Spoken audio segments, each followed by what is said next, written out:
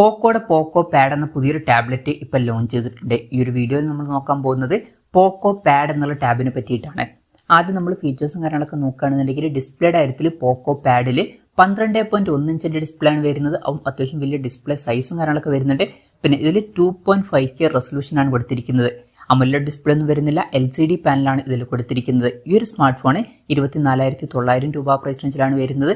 ആ ഒരു പ്രൈസ് റേഞ്ചിൽ ഫോണുകളുടെ കാര്യത്തിൽ നമ്മൾ അമോലെഡ് ഡിസ്പ്ലേ എക്സ്പെക്ട് ചെയ്യുന്നുണ്ട്. പക്ഷേ ടാബുകളുടെ കാര്യത്തിൽ ആ ഒരു പ്രൈസ് റേഞ്ചിൽ LCD പാനൽ എന്നുള്ളത് ഓക്കെയാണ്. പിന്നെ 120 ഹെർട്സിന്റെ റിഫ്രഷ് റേറ്റ് ഒക്കെ ഇതിൽ സപ്പോർട്ട് ചെയ്യുന്നുണ്ട്. അതുപോലെ തന്നെ വളരെ കൂടിയ 12-ബിറ്റ് ഡിസ്പ്ലേ ആണ് ഇതിൽ വരുന്നത്. ഡോൾബി വിഷന്റെ സപ്പോർട്ടും വരുന്നുണ്ട്. 16:10 എന്നുള്ള ആസ്പെക്ട് റേഷ്യോയിലാണ് ഈ ഒരു ടാബ്ലറ്റ് വരുന്നത്. ടാബിന്റെ പീക്ക് ബ്രൈറ്റ്നസ് വരുന്നത് 600 നിറ്റ്സ് ആണ്. അപ്പോൾ ഡിസ്പ്ലേ ഫീച്ചേഴ്സ് മൊത്തത്തിൽ നോക്കുകയാണെന്നുണ്ടെങ്കിൽ ഈ ഒരു പ്രൈസ് റേഞ്ചിൽ തരക്കേടില്ലാത്ത ഡിസ്പ്ലേ ഫീച്ചേഴ്സും കാര്യങ്ങളൊക്കെ ഈ ടാബിൽ വരുന്നുണ്ട് എന്ന് തന്നെ പറയാവുന്നതാണ്. പിന്നെ ടാബിന്റെ വെയിറ്റ് വരുന്നത് 571 ഗ്രാമാണ്. തിക്നെസ് വരുന്നത് 7.52 mm ആണ്. ഈ ഒരു ടാബിൽ പോക്കോ സ്മാർട്ട് പെന്നിന്റെ സപ്പോർട്ടും കാര്യങ്ങളൊക്കെ വരുന്നുണ്ട്. അതായത് സ്റ്റൈലിഷ് പെന്നിന്റെ സപ്പോർട്ട് വരുന്നുണ്ട്. പിന്നെ പോക്കോ പാഡ് കീബോർഡിന്റെ സപ്പോർട്ടും വരുന്നുണ്ട്. അപ്പോൾ കീബോർഡ് നമുക്ക് സെപ്പറേറ്റ് ആയിട്ട് യൂസ് ചെയ്യാം. പിന്നെ ഈ ഒരു ടാബിന്റെ ഗ്രേ, ബ്ലൂ എന്നീ കളർ വേരിയൻസ് ആണ് ഇപ്പോൾ ലോഞ്ച് ചെയ്തിരിക്കുന്നത്.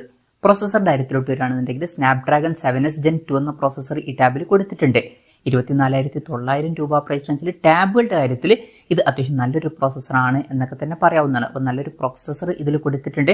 പിന്നെ ഈ ഒരു ടാബിൽ 8GB റാമും 256GB ഇന്റേണലുമാണ് വരുന്നത്. മെമ്മറി എക്സ്പാൻഡ് ചെയ്യണമെന്നുണ്ടെങ്കിൽ മെമ്മറി കാർഡ് സ്ലോട്ടും കാര്യങ്ങളൊക്കെ വരുന്നുണ്ട്. 1.5 TB വരെ മെമ്മറി എക്സ്പാൻഡ് ചെയ്യാൻ പറ്റുന്നതായിരിക്കും. ക്വാഡ് സ്റ്റീരിയോ സ്പീക്കേഴ്സും കാര്യങ്ങളൊക്കെ ഈ ടാബിൽ വരുന്നുണ്ട്. ഡോൾബി അറ്റ്മോസിന്റെ സൗണ്ട് സപ്പോർട്ട് ചെയ്യുന്നുണ്ട്.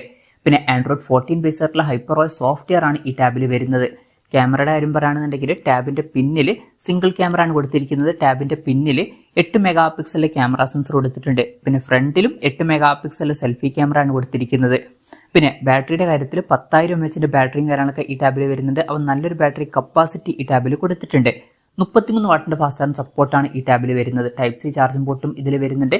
അപ്പോൾ നല്ലൊരു ബാറ്ററി സെറ്റപ്പും കാര്യങ്ങളൊക്കെ ഈ ടാബിൽ വരുന്നുണ്ട് എന്ന് പറയാവുന്നതാണ്.